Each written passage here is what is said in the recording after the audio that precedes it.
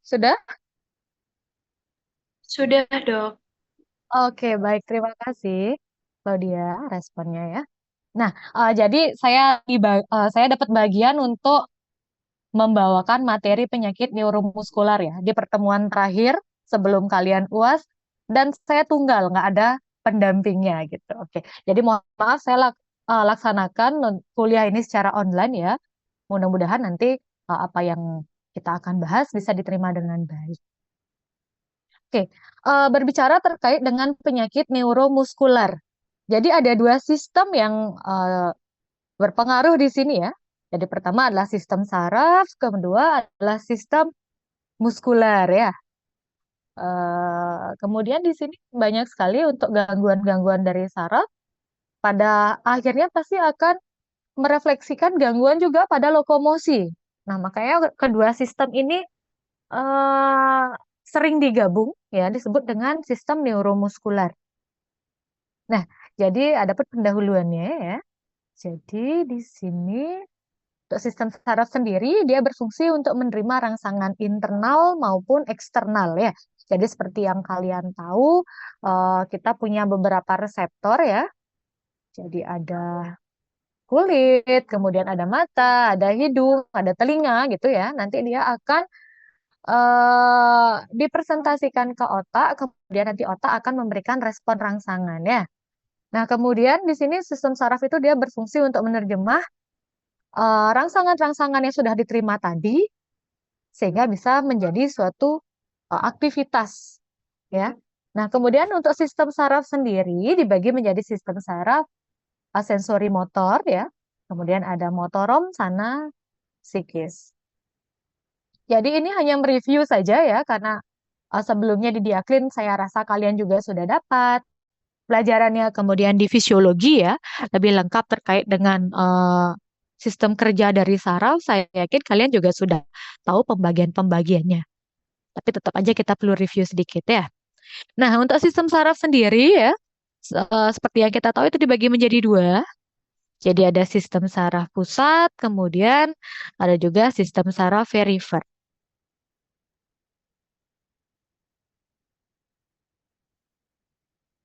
Ya, untuk sistem saraf pusat atau sistem saraf SPP ya. Nah, itu dia terdiri dari otak sama medula spinalis. Nah, kemudian untuk sistem saraf perifer itu dia terdiri dari sistem saraf cranialis, kemudian ada spinalis, ganglia, ujung saraf, sama sistem-sistem saraf otonom. Jadi untuk otak sendiri juga dibagi menjadi tiga ya. Jadi sistem saraf uh, cerebrum, cerebrum sama brain stem ya, sama batang otak. Kemudian di sini,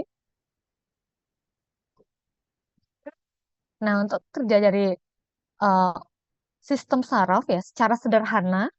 Jadi nanti di sini contohnya adalah kulit ya. Kulit itu dia akan menerima rangsangan ya. Nah, contohnya dia kena paku nih.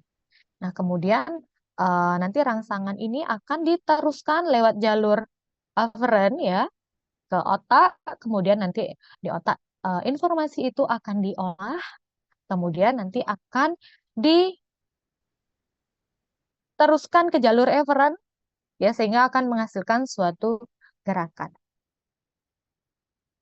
Oke, tunggu sebentar, saya mau kunci roomnya dulu ya.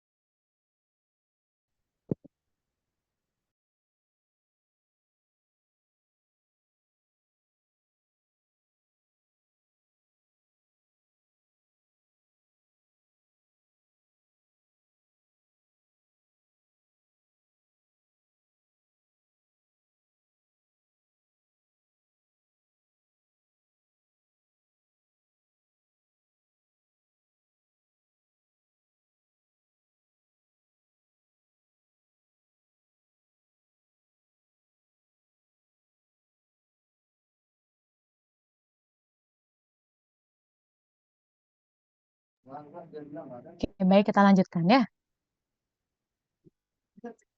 Nah, ini adalah pembagian dari sistem saraf Veriver ya. Jadi nanti ada sistem saraf spinalis. Yang penting itu ada 4 bagian ya, dari C1 ke C5, kemudian dari C6 ke T2, kemudian dari T3 ke L3, kemudian dari L4 ke S3. Nah, jadi untuk sistem motorik ini dibagi menjadi dua yang kita sebut ya, ada sistem saraf motorik bagian atas, kemudian ada juga sistem motorik bagian bawah ya. Jadi untuk upper motor neuron itu dia terletak di otak sama di sumsum tulang belakang ya. Jadi sepanjang ini. Ya, sepanjang ini untuk bagian atas, untuk yang upper motor neuron. Nah, kemudian nanti dari upper motor neuron itu akan ada sistem saraf bagian bawah ya, sistem motorik bagian bawah atau yang sebagai lower motor neuron ya. Jadi nanti dia akan bercabang dari ujung-ujung tanduk anterior dari sumsum tulang belakang ini menuju ke tepi sehingga akan menghasilkan suatu gerakan. Jadi untuk motor neuron ini dia akan mengontrol gerakan otot. Nah, jadi ada dua pembagiannya ya untuk sistem saraf motorik. Nah, tadi 4 bagian penting itu ya yang saya sudah sebutkan C1 sampai C5, C6 sampai T2, T3 sampai L3 ya. Kemudian L4 sampai S1, S1 sampai S3 ya. Nah, ini biasanya jadi satu dia. Itu dia akan mengontrol suatu pergerakan ya. Apabila nanti untuk C6 sama T2 ini biasanya dia akan mengontrol gerakan pada tungkai depan ya, jadi bagian-bagian torakalis. Nah, kemudian untuk L4 sampai S1 atau S3 ini ya, nanti biasanya jadi satu, dia akan mengontrol pergerakan pada tungkai belakang. Nah, apabila memang ada masalah, misalnya seperti ini ya, dari C1 sampai C5 misalnya ada masalah, dia berarti melibatkan bagian saraf motorik atas ya, sehingga nanti akan berpengaruh ke apa namanya, 4 ekstremitas ya, akan menghasilkan tetraparesis. Jadi kelemahan pada keempat ekstremitas itu. Nah, sama kalau misalnya masalahnya ada di eh, L4 sampai S3 ya. Jadi nanti dia akan menyebabkan eh, apa namanya, kelemahan pada ekstremitas bagian kaudal atau biasanya bisa kita lihat hewannya mengalami paresis ya. Jadi ekstremitas kaudalnya itu lemah, dia tidak bisa menumpu bobot badannya dengan baik ya. Mungkin cenderung agak ambruk ya jadi hewannya. Nah, khususnya untuk S1 sampai S3, jadi di sini dia ngontrol bagian-bagian eh, distal ya, seperti refleks anus ya, sphincter ani, kemudian pergerakan dari ekor, kemudian ada juga kontrol dari VU. Nah, itu nanti dipengaruhi oleh sistem saraf spinalis S1 sampai S3. Oke. Nah, mengenai masalah pada neuromuskular ya, kalau pada hewan kecil itu kita bilang susah, kalau pada hewan besar lebih susah lagi ya untuk mengevaluasinya. Tapi biasanya kita tetap akan melakukan anamnesa ya, itu penting sekali. Jadi untuk tahu kira-kira kapan kejadian itu mulai teramati, kemudian kira-kira yang mulai teramati itu ekstremitas yang mana. Nah, kemudian bisa juga kita lihat apakah hewannya itu pasca partus ya. Gimana kondisi ternaknya? Apakah dia habis partus, habis melahirkan gitu misalnya? Atau dia mungkin sekarang lagi laktasi? Nah, biasanya kalau ada masalah pada neuromuskular, pada kondisi-kondisi hewan seperti ini biasanya dikaitkan dengan gangguan metabolisme ya, atau kekurangan elektrolit nanti. Jadi hipokalsemia, kan seperti iya. Nah, kemudian kita juga lihat manajemen pemeliharaan dari hewannya bagaimana. Apakah dia dilepas liarkan ya, atau mungkin lebih dikandangkan seperti itu, karena itu nanti akan mempengaruhi ya. Di sini untuk gangguan neuromuskular bisa juga disebabkan karena toksin, ya. Siapa tahu hewannya sempat makan makanan yang mengandung racun ya, misalnya kelebihan timbal gitu atau organofosfat. Nah, itu bisa menjadi salah satu informasi yang bisa ditambahkan dalam menentukan diagnosa. Nah, kemudian jenis pakan. Nah, jenis pakan juga perlu kita timbangkan karena ada beberapa gangguan neuromuskular yang berkaitan ya, yang disebabkan karena defisiensi dari mineral-mineral yang seharusnya terkandung dalam pakan itu. Contohnya apa?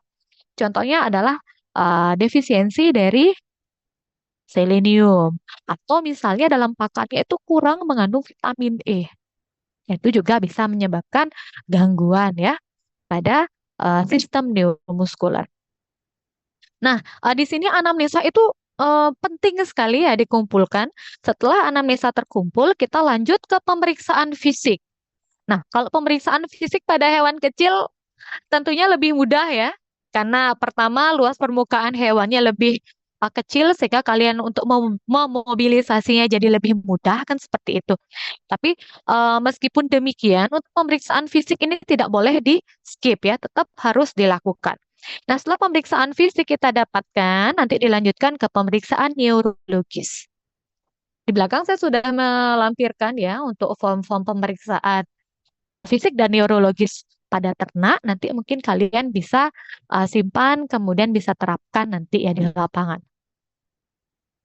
Nah, berbicara terkait dengan gangguan ya, terkait dengan penyakit, itu pasti akan menghasilkan suatu simptom ya, suatu tanda klinis. Jadi untuk tahu eh, ini benar gangguannya neuromuskuler atau tidak, nanti silakan kalian cek dulu kira-kira gangguan di mana ya terkait dengan sistem saraf spinal tadi. Jadi kalau misalnya kalian sudah dapat dari sana, silakan kalian cek nanti kira-kira ini gangguan neuronya primer atau sekunder.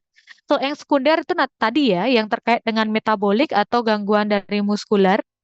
Kalau yang primer ya memang dia gangguannya ada pada otak ya.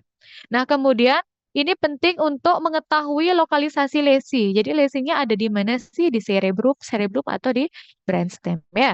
Nah, kemudian dengan tahu lokalisasi ini, kita bisa menentukan sifat lesi ya. Jadi perhatikan tolong temuan-temuan klinisnya. Yang pertama adalah bagaimana sih status mental dari ternaknya.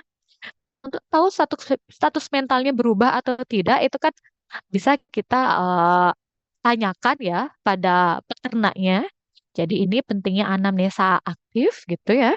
Nah, kemudian nanti silakan kalian cek persepsi sensoris hewannya bagaimana ya, tentunya dengan melakukan pemeriksaan neurologis. Kemudian tolong cek juga bagaimana sih postur hewannya, tegap atau cenderung kifosis ya. Kemudian terkait dengan postur juga kita harus cek bagian cara-cara berjalannya. Sampai di sini ada pertanyaan?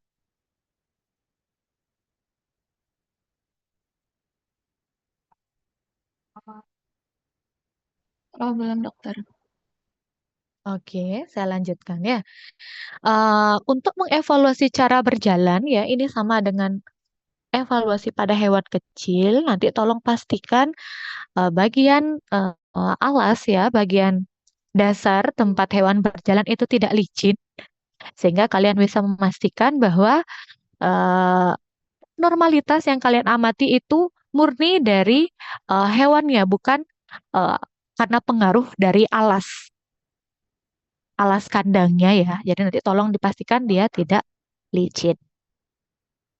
Nah, untuk penilaian-penilaian klinis, nanti silakan kalian tentukan lokasi anatomis yang mengalami gangguan, kira-kira bagian upper atau bagian lower gitu ya, sistem saraf pusat atau sistem saraf perifer itu.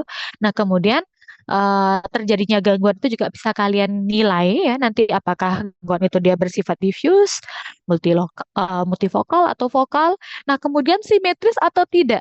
Nah, untuk tahu dia simetris atau tidak, nanti lanjut ke pemeriksaan neurologis ya. Jadi seperti yang kita terapkan di hewan kecil, misalnya melakukan hopping, kemudian hemistanding, well boring, ya meskipun itu cukup susah kalau kita lakukan harus pada kuda atau sapi ya. Kalau pada kambing masih memungkinkan. Nah, kemudian kita juga bisa menilai bagaimana perjalanan dari penyakit ini, apakah dia bersifat progresif, regresif, atau statis.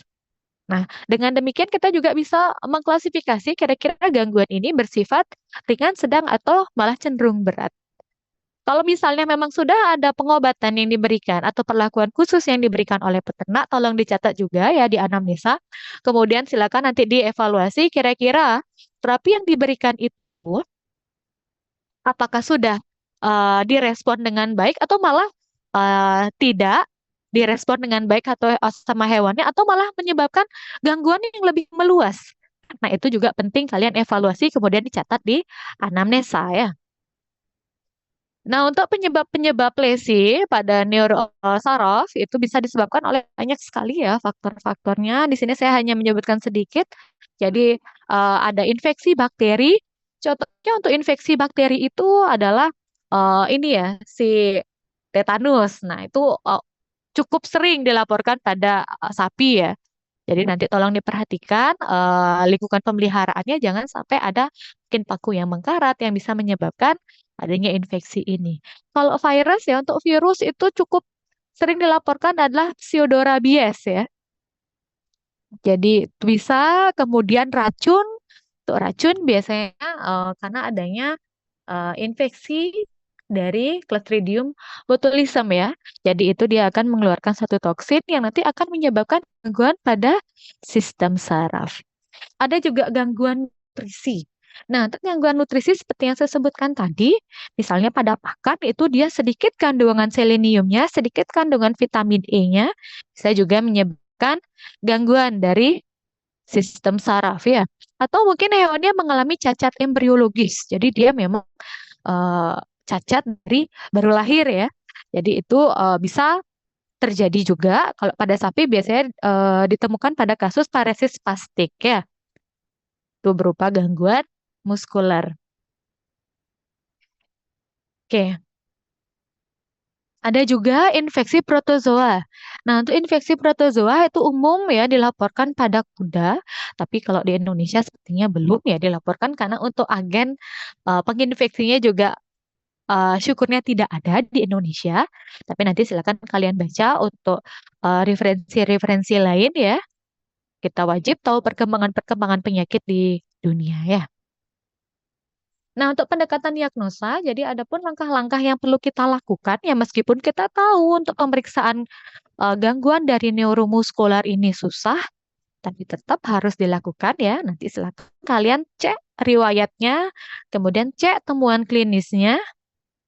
Kira-kira untuk gangguan itu umum atau tidak, karena biasanya ya untuk gangguan dari neuromuskular ya seperti itu saja, adanya kelemahan pada otot, kemudian adanya inkoordinasi, adanya seizure gitu misalnya ya. Nah, itu kan cukup umum, tapi silakan kalian catat saja temuan-temuannya ya. Kalau pada ayam baru dia agak unik ya. Jadi ada yang torticollis gitu. Nah, kalau pada anjing ada juga yang unik distemper itu dia unik dia patognomonis. Kalau pada sapi gitu, pada kambing umumnya untuk klinisnya itu tidak ada yang patognomonis, jadi hampir sama semuanya ya. Nah, kemudian untuk pemeriksaan fisik, tolong nanti kalian cek juga kira-kira bagaimana sih guide dari hewannya. Kemudian bagaimana kondisi lingkungan, apakah lingkungan buruk atau tidak.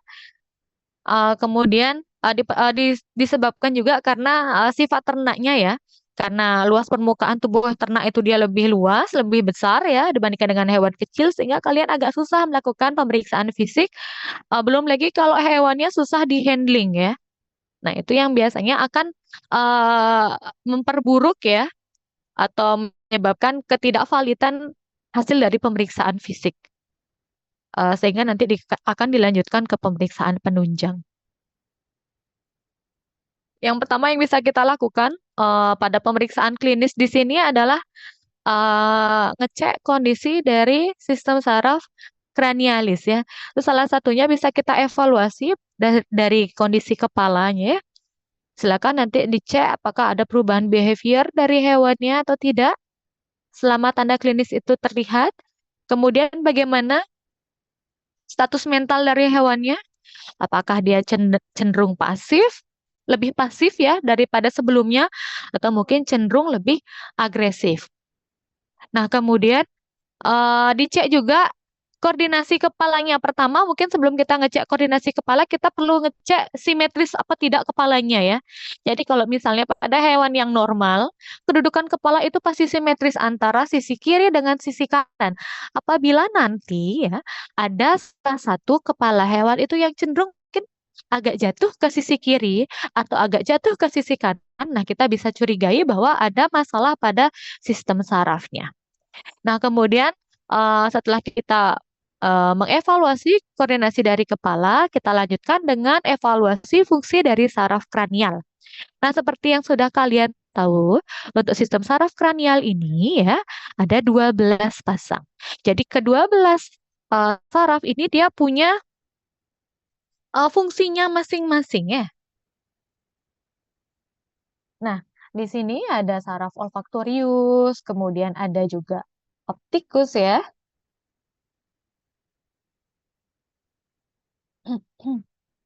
Nah, jadi untuk sistem saraf olfaktorius itu dia menginversi untuk fungsi penciuman. Optikus, okulomotor, koklear itu biasanya memberikan menginversi fungsi dari penglihatan ya. Jadi kalau misalnya nanti okulomotornya tidak merespon, ada masalah pada pupilnya ya. Nah, jadi di sini untuk sistem saraf kranial, untuk sistem saraf kranial 1, kemudian sistem saraf kranial 2 optikus ya, sama yang 8. Nah, vestibulokoklear ini dia merupakan sistem saraf sensori. Nah, kemudian sisanya itu adalah sistem saraf motorik ya. Kemudian di sini ada beberapa sistem saraf yang punya dua fungsi, jadi sensorik sama motorik itu ada trigeminal ya, jadi sistem saraf kranial kelima, kemudian sistem saraf kranial ketujuh facialis, kemudian sistem saraf ke-9 sama sistem saraf ke-10 ya, nervus vagus. Itu 4 sistem saraf yang mempunyai dua fungsi, jadi fungsi sensorik sama fungsi motorik. Nggak cuma untuk menghasilkan suatu gerakan, tapi dia juga bisa mengantarkan informasi itu ke otak. Oke. Nah, ini beberapa gangguan-gangguan yang bisa kita amati ya. Kalau misalnya untuk sistem saraf kranial ke-8, itu dia mengalami abnormalitas, mengalami gangguan, biasanya kita akan lihat adanya perubahan postur dari ternaknya. Kemudian kalau udah berubah posturnya pasti guide-nya juga berubah ya. Nah, kemudian kedudukan kepala juga kita bisa nilai dia asimetris ya, jadi lebih cenderung jatuh ke salah satu sisi tubuh. Kemudian nistagmus juga bisa teramati ya. Kemudian biasanya juga cara jalan hewannya ini berubah jadi lebih cycling ya, berputar-putar. Kalau gangguan sistem saraf kranial kedua ya, itu optikus. Biasanya kita bisa lihat klinis pada hewannya, hewan tersebut mengalami kebutaan.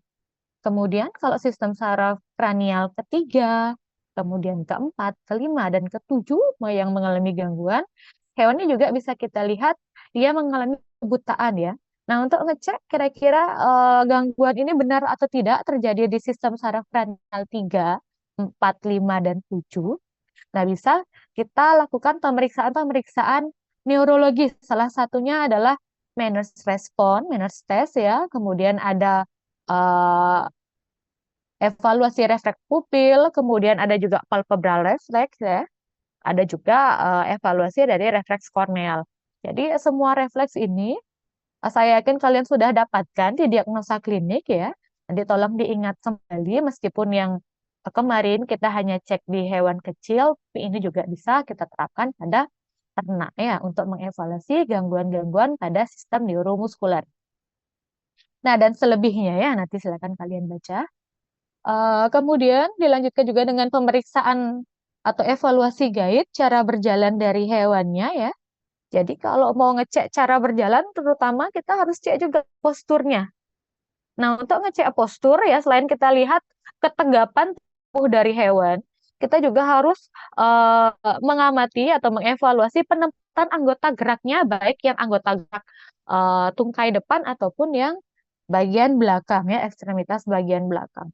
Nah, kemudian setelah kalian cek posturnya oke, kemudian penempatan anggota geraknya oke gitu misalnya ya, cek juga kemungkinan-kemungkinan terjadinya ataksia, weakness, kemudian dysmetria sama proprioception-nya bagaimana. Jadi untuk ataksia kalian cek kira-kira ada inkoordinasi gerak nggak di sana, inkoordinasi otot nggak di sana. Nah untuk ataksia ini ya, mudah-mudahan kalian masih ingat itu dibagi menjadi 3, ataksia cerebellum, kemudian ataksia proprioception sama ataksia vestibular.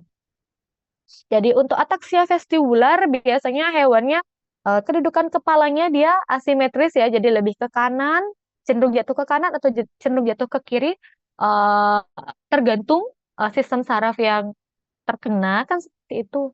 Nah, jadi kalau misalnya memang vestibularnya sistem keseimbangannya yang terganggu, jadi kita bisa lihat cara jalan hewannya itu cenderung ke salah satu sisi, cenderung miring ke salah satu sisi, kemana arah kepalanya itu jatuh.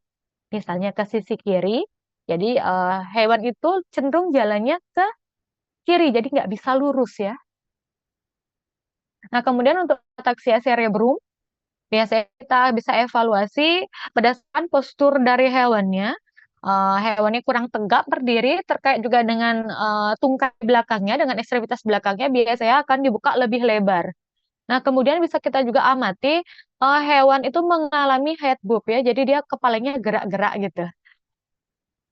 Nah, kemudian untuk ataksia proprioception, nah bisa kita amati untuk proprioception ini langkah dari hewannya ya.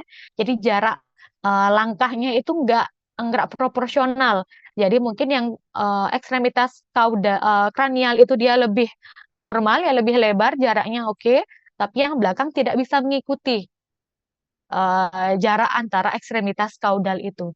Jadi itu bisa kita klasifikasikan bahwa hewannya mengalami ataksia proprioception. Oke. Kemudian perlu kita juga amati evaluasi kondisi leher sama tungkai toraksnya. Oke, untuk leher biasanya kita uh, melakukan palpasi saja di sekitar vertebrae cervicalis ya. Kalian lakukan palpasi kira-kira hewannya merespon atau tidak. Biasanya akan ada gerakan dari otot-otot di sekitar leher ya. Kalau misalnya hewannya merasa kesakitan, berarti ada masalah kemungkinan di sana. Nah, untuk tungkai toraks juga nanti silakan kalian ingat lagi untuk saraf penginversinya tadi ya. C6 sampai T2 itu dia tugasnya untuk menginversi tungkai toraks. Kemudian evaluasi juga badannya bagaimana, tungkai panggulnya bagaimana, anusnya bagaimana ya. Kalian harus cek sphincter aninya. Bahkan kalau nanti kalian curiga ya, hewan tersebut mengalami gangguan pada tungkai belakangnya, pada ekstremitas kaudal, silakan lakukan rektal, palpasi rektal ya. Jadi di sana kita bisa mengevaluasi kira-kira gangguan ini murni karena saraf atau mungkin ada masalah di skeletalnya, di tulang-tulangnya.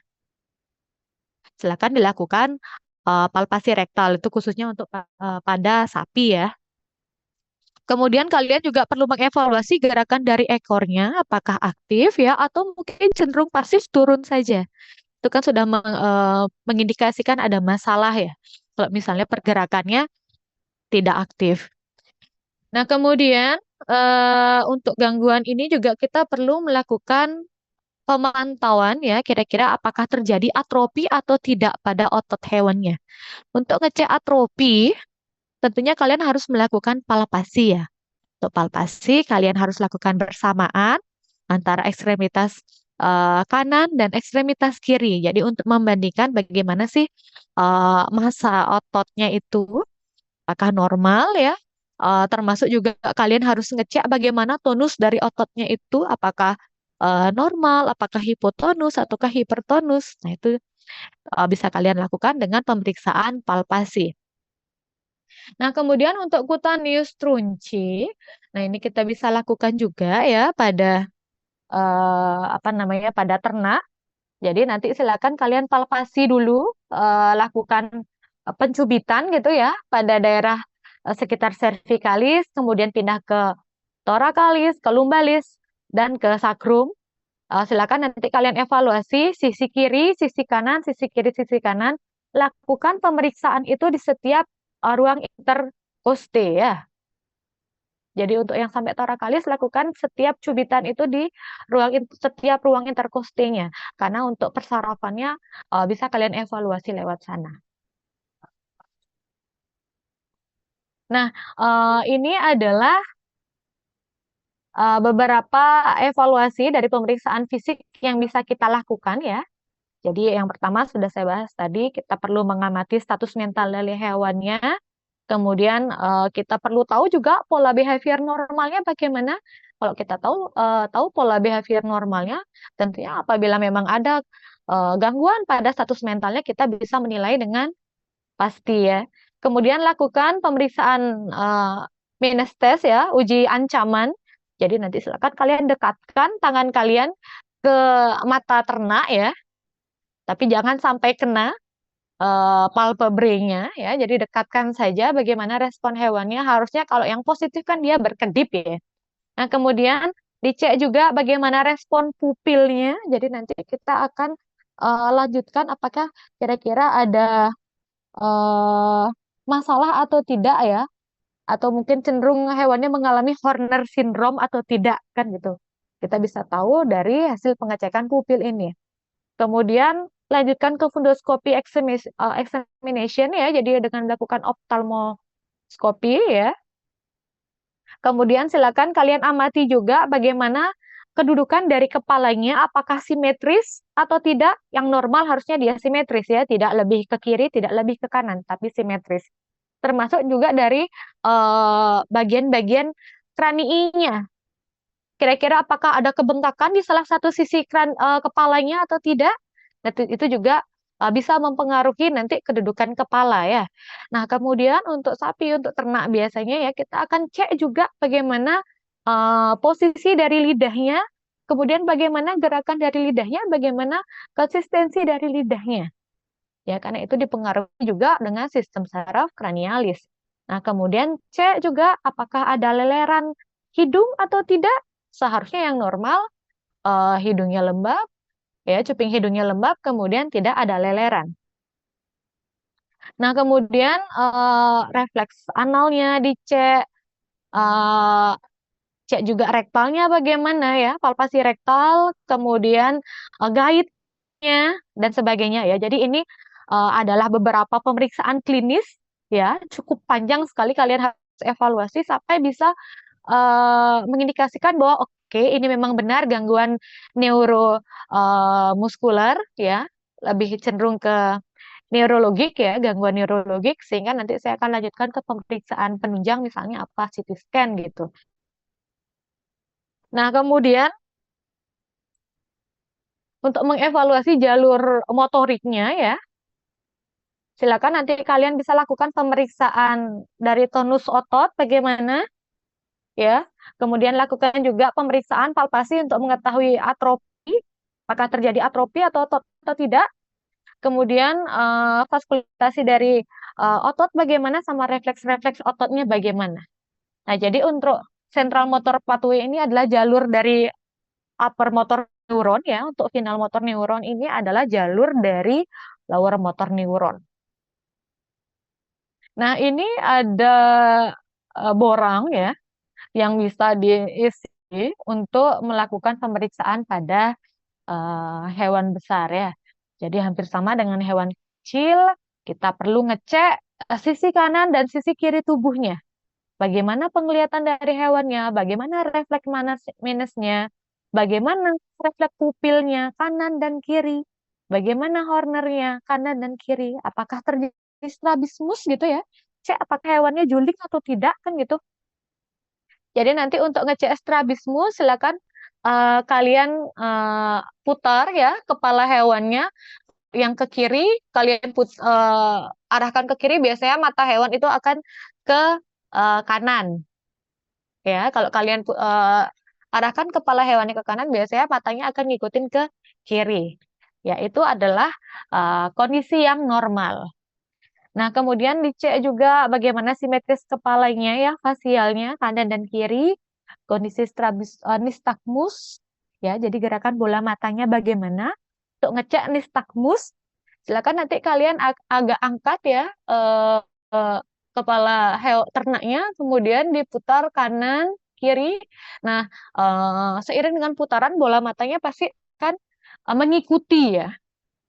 Nanti dilihat kira-kira apakah ada gerakan abnormal di sana. Kalau kalian angkat matanya cenderung ke ventral gitu kan berarti nggak normal ya ya. Itu dicek kanan dan kirinya, kemudian nanti dicek respon menelannya bagaimana, kemudian apakah ada eh, apa namanya tonus otot yang tidak normal gitu ya. Oke, silakan.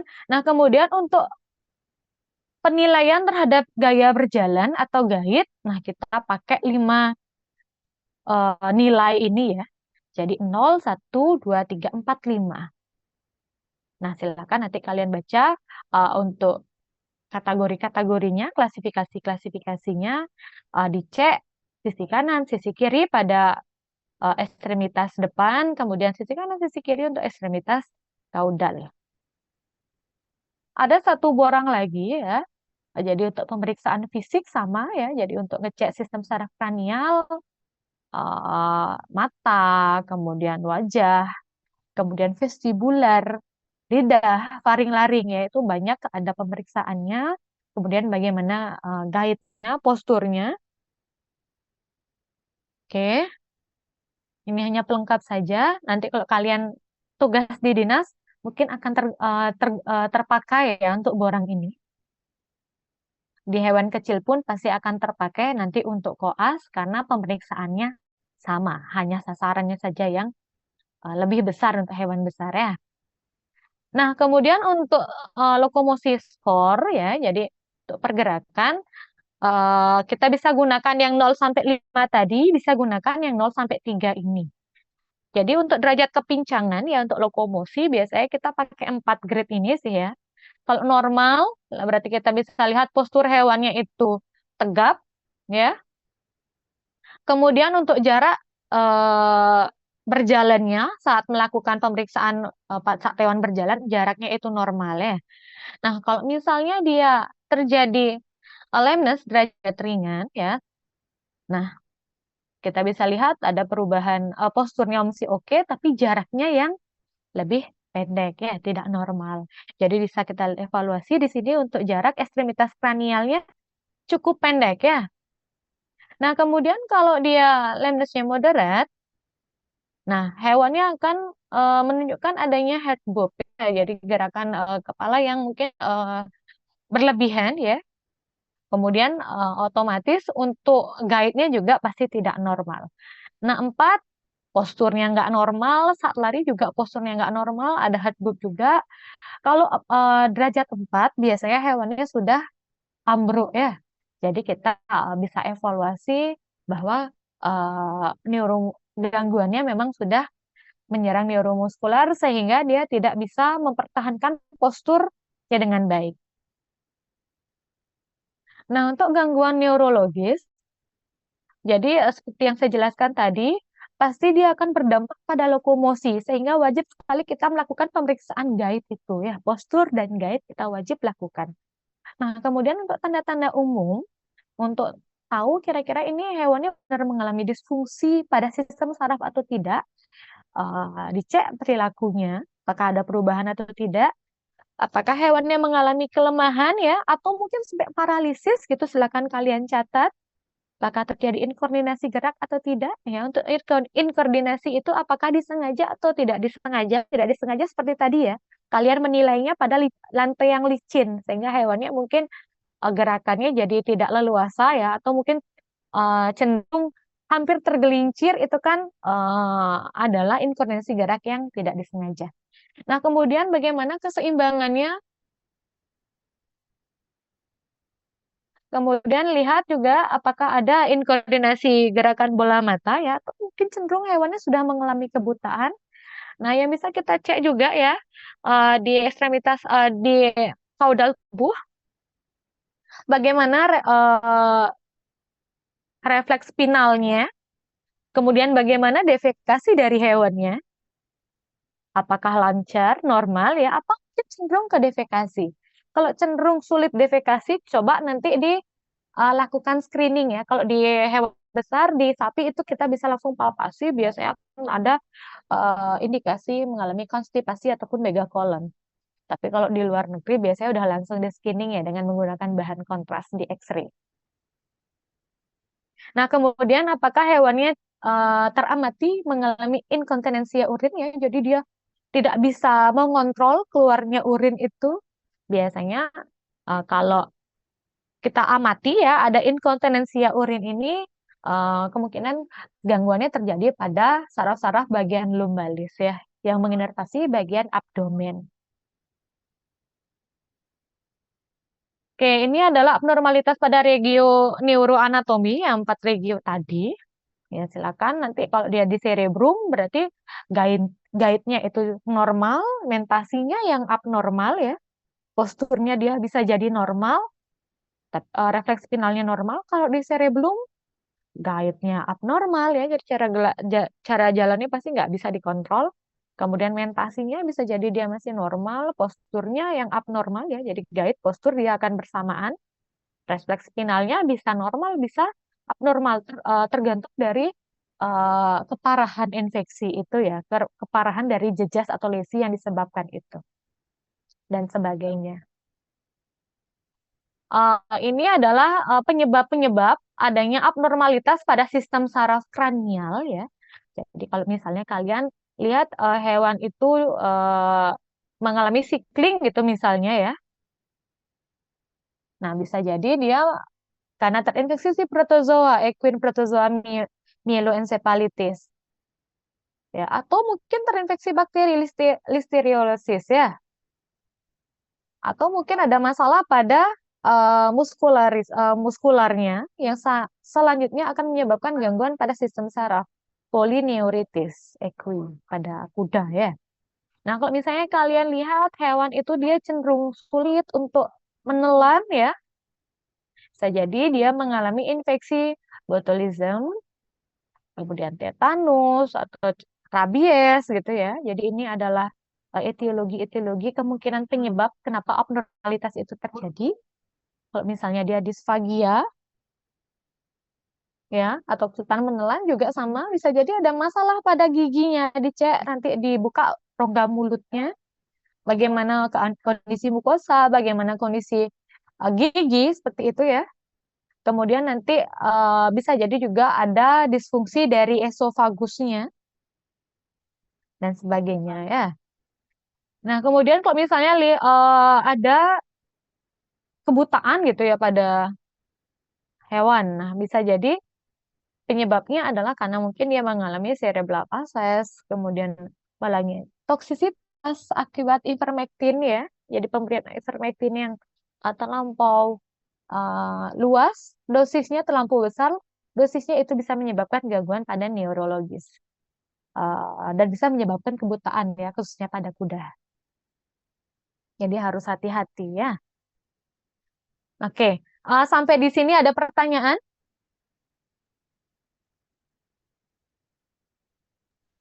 Jadi saya ingin bertanya dong. Ya, Sebelumnya perkenalkan nama saya Joko dari Dharma dan Ajay Susila. Mungkin ya.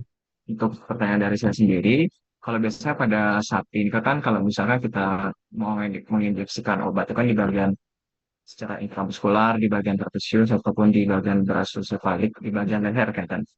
Nah, Mm-mm. mungkin saya mendapatkan informasi di salah satu juga dari literatur yang pernah saya baca juga, itu ketika penginjeksian itu di bagian trapezius, kalau tidak salah, itu mungkin karena terlalu dalam inovasinya itu dia kena saraf.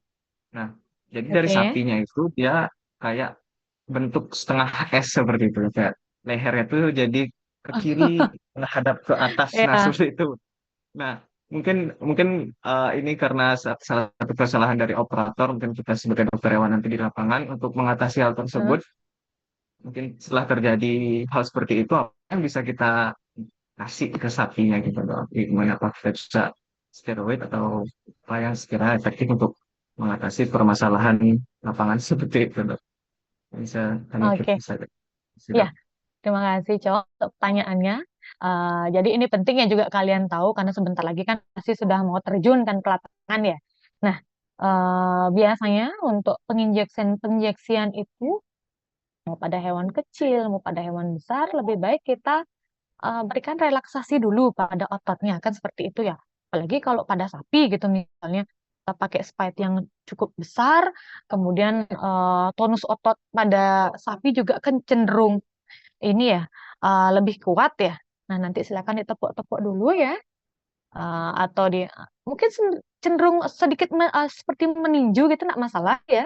Jadi biar dia relaksasi, biar nanti nggak kaget ketika hewannya mungkin lagi relaksasi, kemudian kalian langsung injeksi, otomatis kan pasti akan ada kontraksi otot ya. Itu kan menyebabkan tremor pada hewannya. Nah, untuk mencegah kan bisa dengan memasas ya atau menepuk-nepuk. Kemudian untuk mengobatinya ya, untuk mengobatinya itu biasanya kita akan berikan antiinflamasi plus analgesik.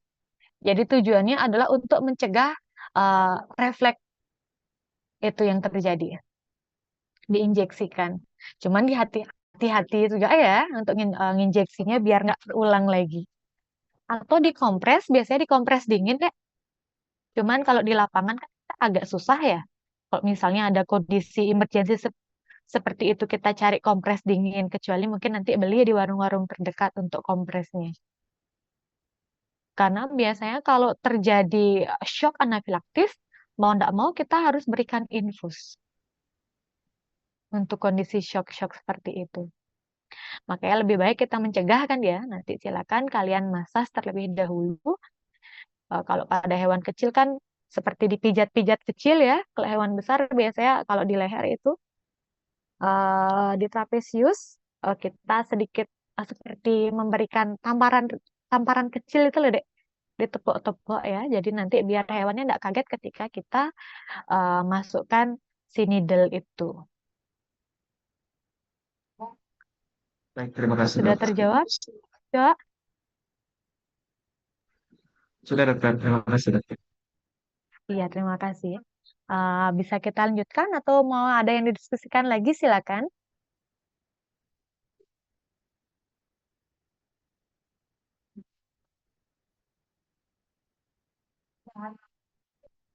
Oke, sementara kita lanjutkan dulu ya.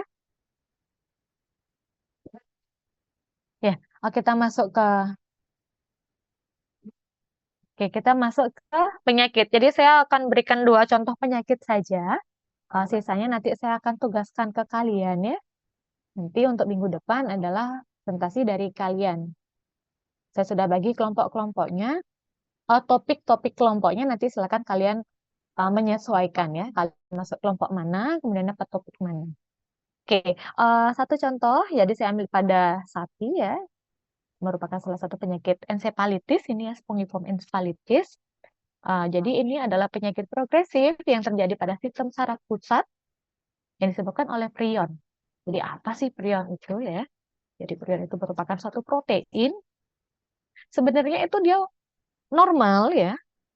Dia itu normal ada pada eh, hewan ya, karena untuk prion ini sendiri dia merupakan protein alami ya, yang terdapat pada semua permukaan sel. Paling banyak itu adanya di sistem saraf pusat. Jadi untuk protein prion seluler ini dia diekspresikan secara luas di berbagai jenis organ ya, bisa di limfa, di kelenjar getah bening, di ginjal, di pankreas, bahkan di kelenjar ludah tuh kita bisa temukan juga di adrenal, di hati, di timus ya. Tapi memang paling banyaknya ada di sistem saraf pusat. Jadi nanti si protein prion ini dia akan dimetabolisme oleh si protein kinase ya. Jadi itu merupakan satu enzim. Nah, apabila nanti protein prion ini mengalami perubahan bentuk atau misfolding ya, jadi dia menjadi bentuk yang tidak normal yang disebut sebagai PRPSC ya. Jadi scrapie prion protein. Nah, itulah yang akan menyebabkan encephalitis pada sapi. Jadi untuk prion PRPSC ini nanti dia akan apa namanya menyebabkan gangguan dari penerjemah protein itu ya, sehingga nanti dia akan menyebabkan gangguan pada muskuler. Nah, yang seharusnya kalau yang normal, prion protein yang normal itu dia punya 42% dari struktur alfa, tapi kalau pada PRPSC dia untuk struktur alfa heliknya jadi 30 ya, jadi lebih rendah daripada yang normal, tapi struktur betanya dia lebih tinggi. Nah, jadi salah salah lipat ya, salah mengekspresikan dari protein ini.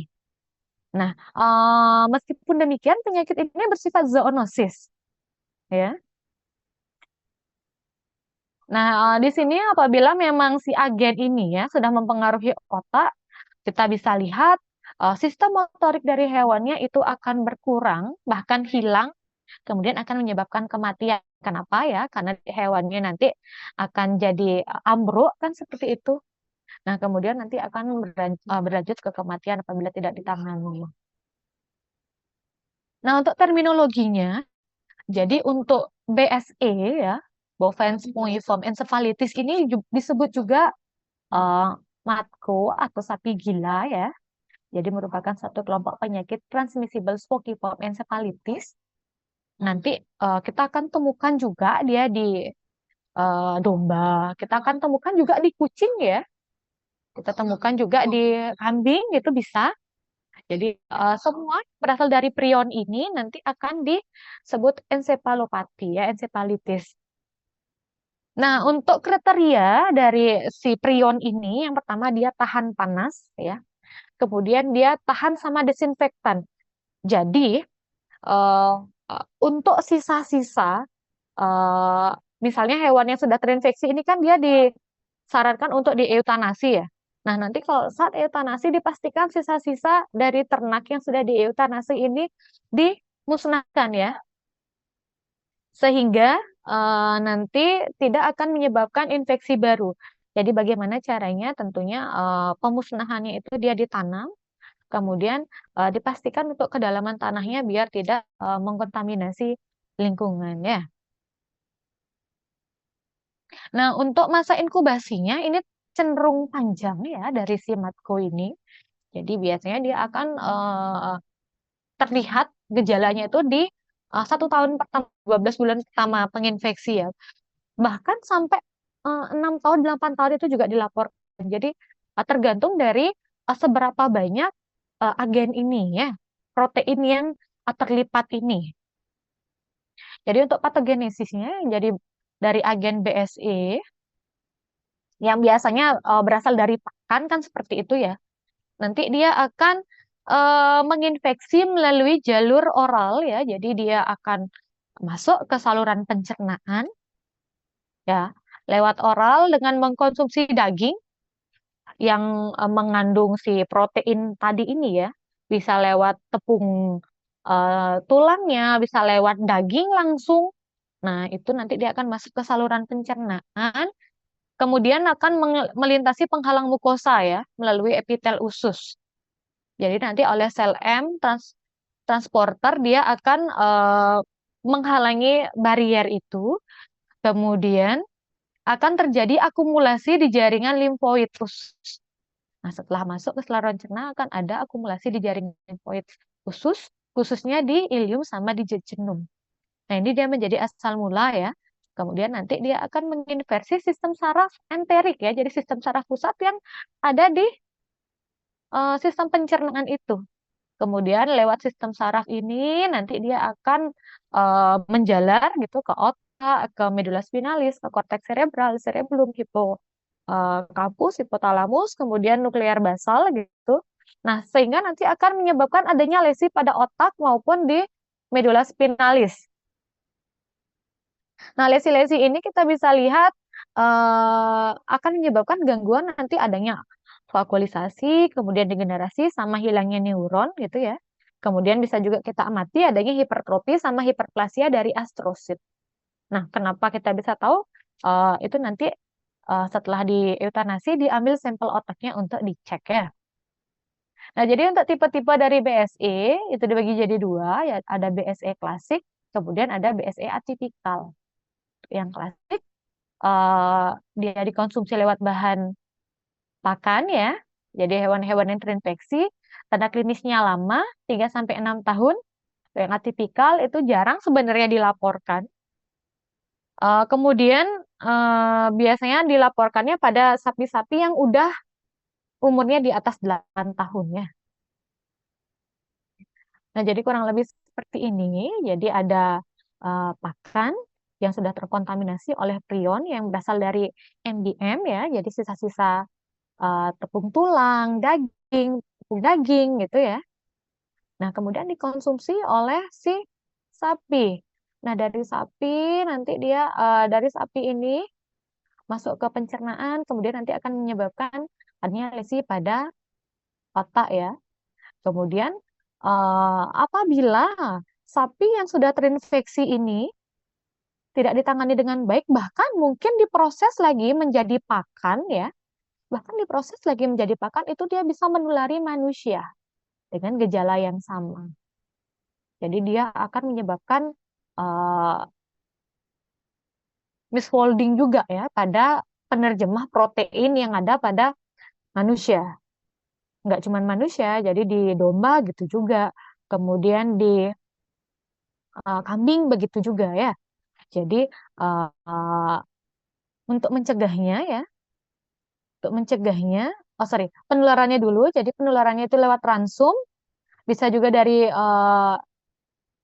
pedet ya, yang langsung dari induk yang terinfeksi BSE, bisa juga karena kontak dan aerosol. Oke. Nah, kemudian untuk tanda klinisnya, jadi pertama kita bisa melihat adanya perubahan perilaku. Jadi nanti silakan kalian nilai status mental hewannya, ternaknya bagaimana. Kemudian bisa menyebabkan adanya masalah koordinasi yang bisa kita amati lewat kelainan postur, kelainan gait gitu ya. Kemudian hewannya cenderung tremor, kemudian dia disfagia, jadi dia kehilangan kemampuan untuk mengunyah ya. Nah, kemudian terjadi penurunan berat badan, bobot badan, terjadi juga penurunan produksi susu karena di sini dilaporkan untuk apa namanya sapi perah dia case-nya lebih tinggi dibandingkan dengan sapi potong. Nah, untuk mendiagnosisnya bagaimana? Jadi dengan pemeriksaan klinis saja dia sudah 85% akurat. Nanti dilanjutkan dengan pemeriksaan histopat ya. Nah, kemudian bisa juga dilakukan dengan pemeriksaan imunohistokimia. Jadi tujuannya untuk mendeteksi endapan protein prion. Kemudian bisa juga dengan immunoblood western. Jadi untuk mendeteksi antigen melalui penerapan antibodi yang melekat pada protein prion. Nah, kemudian untuk ELISA kita bisa cek juga dengan mendeteksi reaksi antigen sama antibodi protein prion. Untuk patologi, pada pemeriksaan mikroskopis itu dia sudah patognomonis sekali, jadi kita bisa lihat adanya lesi bilateral, kemudian lesi itu simetris dan degeneratif pada uh, gray matter ya, brainstem. Nah, kemudian bisa juga kita lihat adanya vakuolisasi neural pada pemeriksaan histopat ini. Umumnya dibagi menjadi dua ukuran ya, ada yang lebih kecil, ukuran 20 mikrometer, biasanya kita temukan di neorit neotropil ya, sorry, neotropil.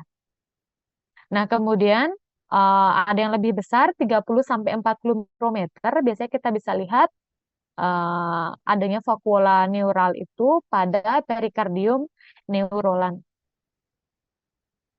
Nah, kemudian untuk terapinya, jadi seperti yang saya sebutkan tadi, apabila memang hewan ini sudah terdiagnosa ya mengalami BSE, biasanya disarankan untuk melakukan eutanasi ya. Jadi tidak ada terapi yang tersedia dan tidak ada vaksin yang tersedia untuk BSE ini. Nah, untuk pencegahannya gimana? Nah, yang pertama, kan tadi untuk penularannya itu adalah dari MGM ya. Jadi dari produk-produk olahan hewan. Jadi tolong nanti tidak memberikan daging ataupun bahan turunan-turunan dari hewan yang terinfeksi ini. Apalagi sampai dia nanti diolah menjadi produk pakan ternak ya. Karena itu bisa menjadi penularan pada hewan ataupun pada manusia ya. Nah, kemudian yang kedua adalah membatasi ekspor sama impor ya. Ternak hidup, kemudian daging, tepung-tepungan, itu juga tolong jangan. Apabila memang dia mengalami eh, suspek ke BSE, tolong tidak tidak untuk diperjualbelikan ya.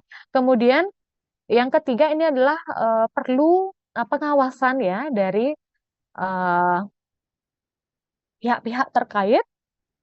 Jadi perlu juga dilakukan pengawasan terhadap pembuangan sisa bahan tubuh ternak ya di RPH. Jadi nanti biar nggak diolah lagi. Karena untuk perjalanan inkubasi penyakit ini kan cukup panjang ya. Jadi ada lebih baiknya untuk sisa-sisa eh, dari ternak ini tidak diolah kembali. Nah, kemudian kita masuk ke Scrapie. Jadi Scrapie ini sama dia ya. Jadi eh, ensefalopati yang ditemukan pada domba sama kambing disebutnya Scrapie ya. Jadi untuk tanda klinisnya sama, dia asimptomatis, tapi umumnya akan mengalami ataksia ya. Jadi dia cenderung ambruk untuk ternak yang terinfeksi ini. Tanda klinisnya juga bervariasi tergantung dari klinis yang kena sama lesi-lesi neurologisnya. Nah, kemudian diagnosanya sama dengan BSE ya. Kemudian untuk yang terakhir ini adalah salah satu gangguan sistem saraf yang bisa kita amati pada kuda yang disebabkan oleh agen protozoa, jadi infeksi protozoa ya. Jadi ini pertama kali dilaporkan di Inggris, kemudian dia juga menggunakan hospes perantara ya, jadi ada oposom.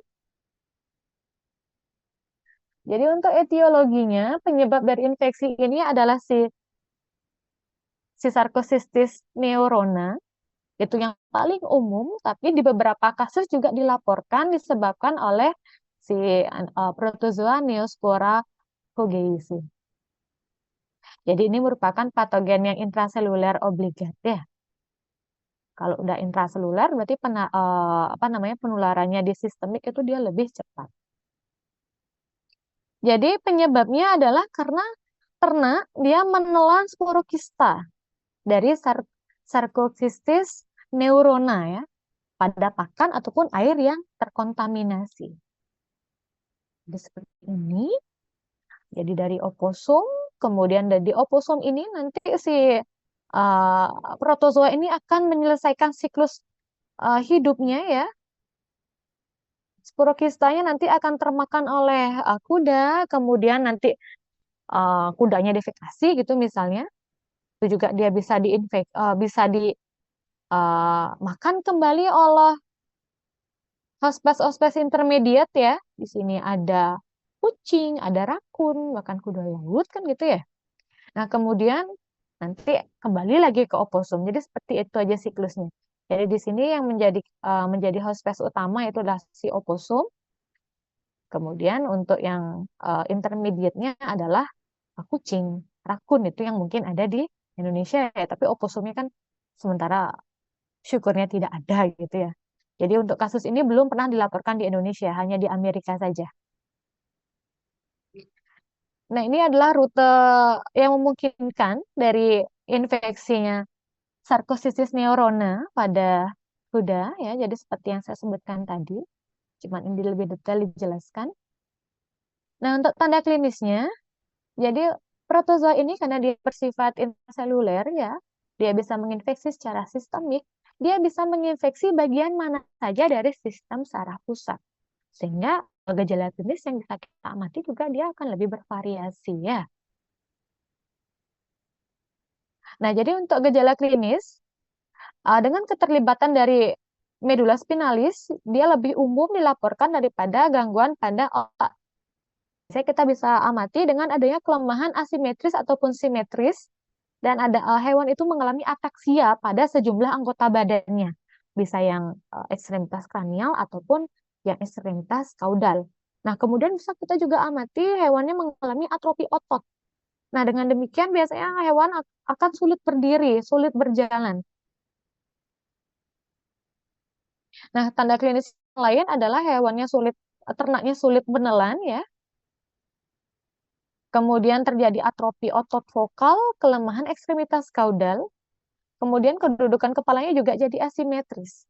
Jadi di sini ataksia vestibular juga bisa dipantau ya apabila memang yang terkena adalah sistem saraf eh, yang mengatur bagian keseimbangan. Nah, di sini kita bisa cek bagaimana respon Meners testnya. Biasanya pada hewan-hewan yang mengalami EPM absen ya, jadi dia abnormal, tidak merespon.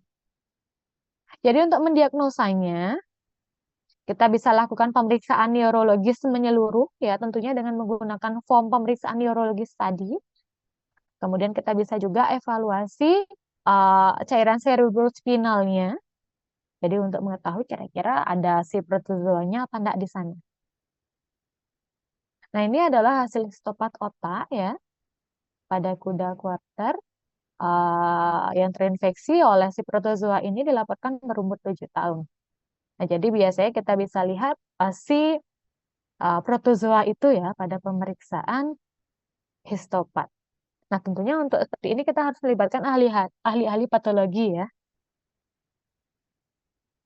Untuk penanganannya, kita bisa berikan obat antiprotozoa, kemudian bisa juga berikan antiinflamasi, vitamin E, sama imunomodulator.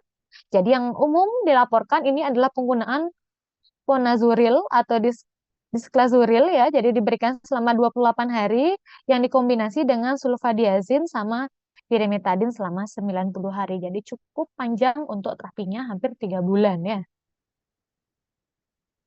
Oke, sampai di sini ada pertanyaan?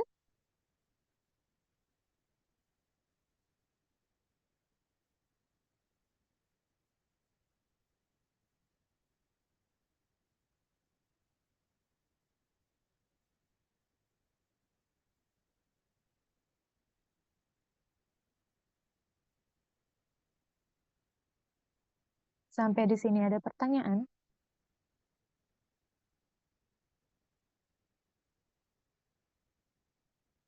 Oke. Kalau belum, ini untuk tugas minggu depan ya. Nanti silakan kalian bentuk 7 kelompok. Jadi kelas A ada 7, kelas B 7, C 7, D 7 ya.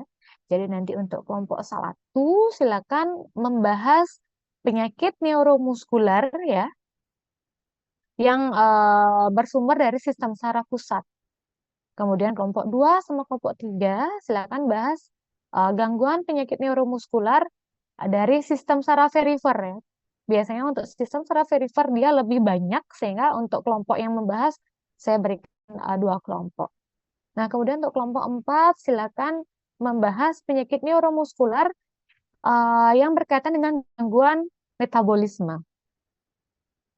Kelompok 5 silakan bahas penyakit neuromuskular terkait autoimunitas ya. Kemudian kelompok 6 sama 7 nanti silakan bahas buat paper terkait dengan penyakit muskularis pada hewan besar. Jadi nanti untuk tugasnya silakan kalian upload ke Oase ya, sudah saya buatkan slotnya. Untuk bahan-bahan bacaannya juga sudah saya upload ya, nanti silakan kalau kalian mau mencari referensi kasus-kasusnya kalian bisa buka itu. Kemudian PowerPoint juga sudah saya upload ya. Nanti untuk tugas kalian silakan kalian kumpulkan paling lambat hari Minggu tanggal 22 Juni ya di jam 23.59. Kemudian setelah kalian upload nanti PowerPoint dan papernya kita presentasikan di hari Senin. Untuk kuliah minggu depan, silakan kalian diskusikan mau dimulai jam berapa. Saya menyesuaikan, tapi tolong jangan mendadak ya, biar saya bisa atur jadwal dengan koas juga. Karena kebetulan saya pegang koas internal dan bedah radiologi, biar nggak nabrak ya, Kak, gininya jadwal. Sampai di sini ada pertanyaan?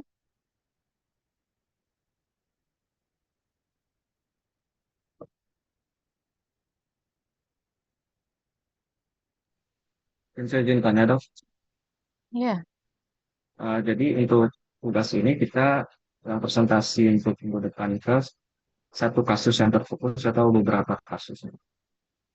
Maksud saya kan satu lebih fak- sporadis seperti satu lokasi. kasus ya. Satu kasus yang terfokus. Saya tidak menentukan kasusnya, nanti silakan kalian tentukan sendiri. Kan tentunya tidak mungkin kelas A, B, C, D itu sama ya. Jadi silakan kalian rembuk gitu. Kalau bisa per kelas biar beda ya penyakit-penyakit yang dibahas. Yang penting kelompok satu itu gangguan pada sistem saraf pusat. Kemudian kelompok dua, ketiga silakan angkat kasus pada sistem saraf perifer, misalnya apa nistagmus gitu misalnya, atau uh, esofagus displasia gitu misalnya. Silakan ya. Saya tidak tentukan kasusnya, nanti silakan kalian yang tentukan sendiri.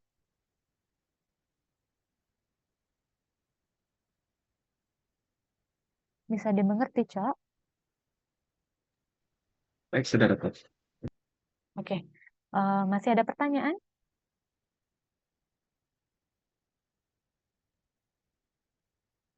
Oke, selesai akhiri kita absen dulu ya, Dek. Silakan absen. Saya buka selama 5 menit ya.